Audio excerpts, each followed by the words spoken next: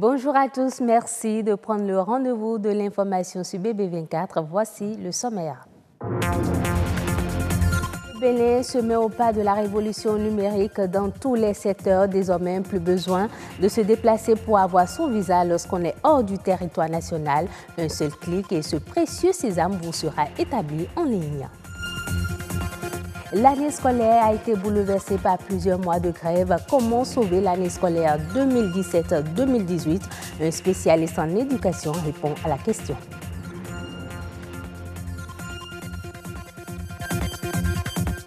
Devenir un prêtre catholique, tout le monde n'est pas prédestiné à assumer cette fonction. Il faut avoir la vocation. Nous vous emmenons dans les coulisses de l'ordination dans l'Église catholique. Restez avec nous.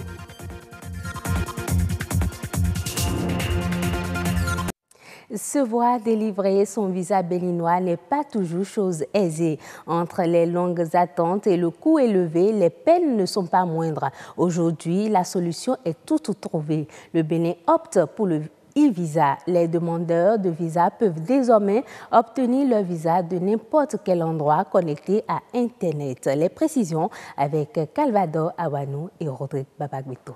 Après l'exemption du visa pour Africains désireux de se rendre au Bénin, c'est au tour du visa électronique de voir le jour. Le e-visa, c'est, comme vous pouvez le constater, il y a le mot visa et préfixé du mot « et », qui veut dire que c'est une manière d'obtenir le visa en ligne de façon électronique. Le visa d'entrée au Bénin, de par le passé, s'obtenait à l'extérieur dans les représentations diplomatiques. Dans certaines représentations, il faut d'abord une lettre d'invitation. Il faut que vraiment vous puissiez justifier des ressources dont vous disposez pour pouvoir vous prendre en charge durant tout le séjour, ce qui fait que c'est un peu tracassant. Autant de peines que vient réduire le e-visa, surtout face au nombre sans cesse croissant de demandes. En effet, au cours de l'année 2016, près de 12 000 demandes de visa et près de 3 700 cartes de résidents ont été enregistrées. Des nombres qui pourraient tripler d'ici le terme.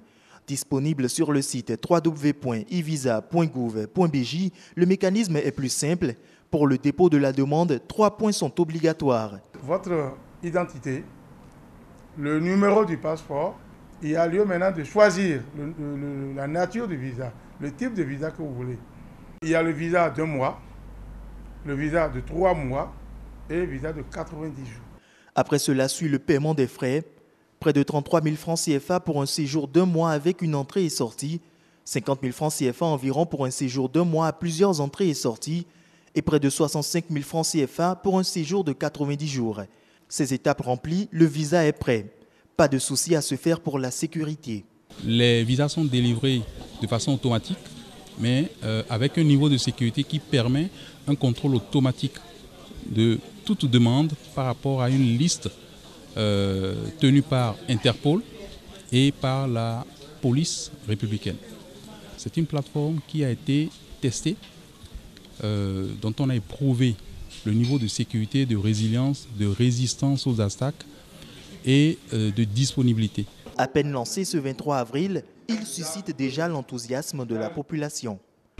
Je dois avouer que c'était quelque chose que nous attendions déjà depuis un moment pour faciliter l'entrée et la sortie du Bénin. Si on veut attirer du tourisme, comme c'est le but, c'est quelque chose qui est indiscutablement une très bonne chose à avoir implémenté à ce moment-ci. La direction de l'immigration et l'immigration a déjà enregistré 12 demandes. Ça, c'est le premier visa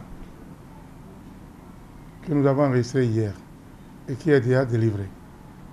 Il y a dans plusieurs pays où l'ambassade de Bénin n'est pas présente.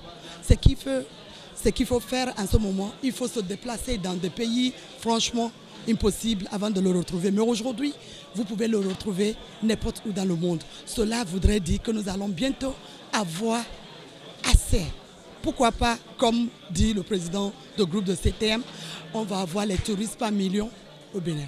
Le Bénin, qui veut devenir une terre d'attractivité économique, devient ainsi le 14e pays d'Afrique ayant opté pour le visa électronique. Depuis près de 4 mois, l'école béninoise a dormi du fait de la grève. Nous sommes à moins de 2 mois de la date initialement prévue pour la tenue des examens nationaux. Heureusement, les classes vont bientôt rouvrir, mais comment rattraper le temps perdu? Comment sauver l'année scolaire 2017-2018? Gérard Guédégbé, journaliste spécialiste des questions d'éducation, est au micro de Océane Amoussou et de Dine Bouraïman pour nous apporter son expertise en la matière.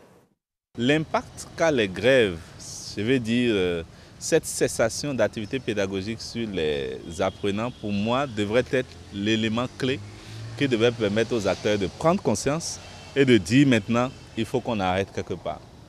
Mais après avoir dit ça, je ne perds pas de vue le fait que chacune des parties en présence a une responsabilité. Donc il faut essayer peut-être de voir comment est-ce qu'on assure au mieux chacun nos responsabilités, c'est-à-dire que le gouvernement prend des engagements et que aussi les partenaires sociaux prennent des engagements pour qu'à la fin, on puisse permettre à ces enfants de faire ce pourquoi ils sont disponibles et pour lesquels nous ne leur offrons pas encore les conditions. Pour le temps perdu, il est difficile de le rattraper. On va simplement essayer de trouver des moyens pour rattraper ce qui est perdu et organiser les examens, selon moi, au minima. Je resterai insatisfait parce que ce qui m'intéresse n'était pas les examens, c'était le fait que les enfants puissent avoir le bagage intellectuel du programme pour le niveau dans lequel ils sont inscrits. Et il faut plutôt se dire qu'est-ce que nous faisons pour que l'année qui vient, nous ne soyons plus là à avoir à pleurnicher sur les débrayages, les mouvements de grève. C'est pour ça qu'il faut de façon audacieuse enclencher les négociations maintenant. Oui, ça pose un problème de moralité. Que l'enseignant soit amené à détourner des vivres destinés aux enfants. L'argument qui a été évoqué comme élément défaillant, c'est le fait que les enseignants sont capables de modifier les statistiques. Et la réflexion que cela impose, c'est une difficulté que nous avons à maîtriser les statistiques scolaires. Il faut avoir un dispositif qui nous permet de bien maîtriser les statistiques scolaires. Et je pense que ça devrait être géré. Le prêtre catholique, un homme envoyé de l'Église pour proclamer la bonne nouvelle. Mais tout le monde n'est pas prédestiné à assumer cette fonction. Il est indispensable de remplir certains critères avant de devenir prêtre. Quel est le processus pour devenir un prêtre catholique? Reportage Andrea Onso, Amandine Anyamboussou. La vocation de devenir prêtre et de servir Dieu répond à un long processus. Elle est acquise dès le bas âge à l'aune des séances de prière, d'adoration et de la vie communautaire sous la houlette de membres du clergé. Devenir prêtre prend sa source dans le désir d'être continuateur de la mission accomplie par le Christ. C'est pourquoi des jeunes que nous appelons aspirants, ceux qui sont habités par le désir de devenir prêtres, c'est eux qu'on accueille dans les séminaires quand ils ont auparavant partagé leur désir de devenir prêtres avec leur curé. Et c'est une première étape que l'on appelle étape de l'aspiranat. L'appel de Dieu est entendu de façon diverse et variée. Vous pouvez poser la question à 1000 prêtres, vous aurez 1000 réponses. J'ai eu la vocation par le biais d'un prêtre. Je suis tombé amoureux de devenir prêtre depuis ma petite enfance. C'est ainsi qu'il passe de l'étape de l'aspiranat à la vie du séminariste. On parlera du discernement de sa vocation. Pour le futur prêtre, la durée de sa formation dépend de l'étape à laquelle il a commencé. Ceux qui ont commencé par les petits séminaires ont 9 ans de formation initiale avant de passer le filtre du séminaire propédeutique qui les introduira au grand séminaire où ils subiront 8 ans de formation en vue du ministère. Et c'est là la formation essentielle elle-même. Il est traditionnellement requis par les textes et autres lois régissant le processus de porter la soutane, l'âge minimum de 25 ans au plancher et 75 ans au plafond pour jouir de ses droits. Le prêtre est par définition un ancien. Un ancien a besoin quand même d'un minimum de sagesse. C'est pourquoi aujourd'hui, on ne peut pas devenir prêtre quand on n'a pas au moins 25 ans, 25-27 ans au minimum. C'est un long processus fait d'études théoriques et pratiques aux extraits des principes canons de la théologie chrétienne et de l'exégèse. Les matières que nous recevons au séminaire, d'abord c'est de 4 ordres. Il y a la formation communautaire, la formation humaine, la formation intellectuelle et la formation spirituelle. Pour aller jusqu'à la fin de ma formation, je dirais simplement que c'est par la grâce de Dieu et l'intercession de la Vierge Marie. Je ne compte pas sur mes propres forces, sur mes propres qualités peut-être, non. C'est Dieu qui gère, c'est Dieu qui appelle et qui choisit, qui établit prêtre. Il y a donc lieu de les encourager vivement et de les accompagner dans cette marche.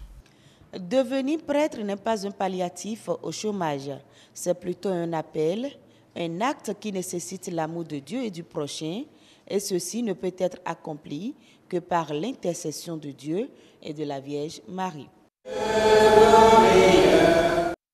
En Bulgarie, des oursons ont été accueillis dans un centre de sauvetage.